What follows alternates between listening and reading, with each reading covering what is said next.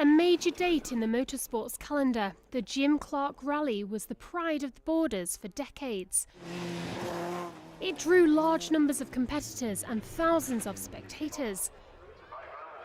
Tragedy struck in 2014 when 3 people were killed when they were hit by a car during the rally.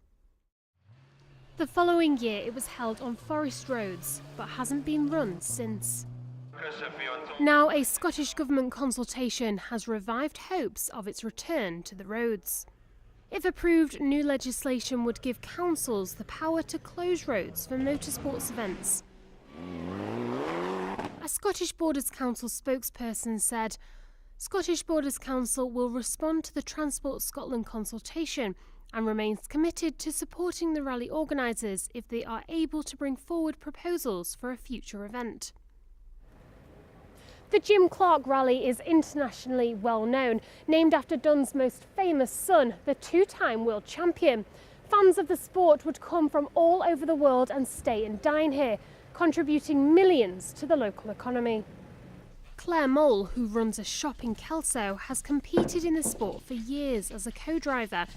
She says the cash boost the rally brought to the area is missed. It brings in a lot of money. You've got to think about the amount of competitors that come. There's generally 120 cars in every rally, 2 people in each car, probably a service crew of at least 5 or 6. So you multiply that by 120, plus all your spectators and family and friends that come to support it. It's a lot of people. It brings a lot of money in. If you ask anybody about rallying, the Jim Clarks probably spring to their mind. It's a huge event. It's known throughout the world. And it would be great to see it back. And I hope as many people get behind it and get it back on the roads as soon as possible, because I really think it's a huge miss. Legislation allowing councils to close roads for motorsports is already in place in England, Wales and the Isle of Man. The consultation closes at the end of January, but even if it's positive, it is unlikely that the Jim Clark Rally would be able to return in 2019. But it could pave the way for a revival of one of the Borders' most well-known and well-loved events. Well, I'm joined now by British touring car champion John Cleland. John, what do you make of the consultation? Oh, I think it's a great thing. It's a step towards probably getting back the Jim Clark Rally and probably the rally on Mull, and it opens out massive opportunities for the use of public highways to use, under certain circumstances, to have motorsport events held on them.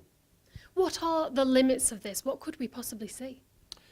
We could see, for instance, there's Formula E, which is battery powered, zero emissions. They're single-seaters, they're a bit like Formula 1 cars. They have races currently in the centre of New York, Paris, Rome. Why could we not have one in the centre of Edinburgh, for instance? It's possible now that this legislation is there. And it just takes every party involved in it to make sure the safety is right and it's good for the public and it's good for tourism and the economy. So all of those factors together could make this happen. We have great controls over safety, and that is the primary important element to running any form of event, whether it be a motorsport event or a football game. Safety is paramount for all the spectators. But you'd be happy to see it come back? I would love to see it come back because it's great for the economy here in the Scottish Borders. It's worth about £1.5 million a year with the event, just bringing spectators who might come back on a weekend away from the motorsport event itself. It's a fantastic opportunity, and just as I say, there's endless chances for what we could see in the future. We could have a race around the streets of Edinburgh. John, thank you very much. Well, whether or not we do see a return of the rally, the consultation has certainly got people talking about one of the Borders' best loved events.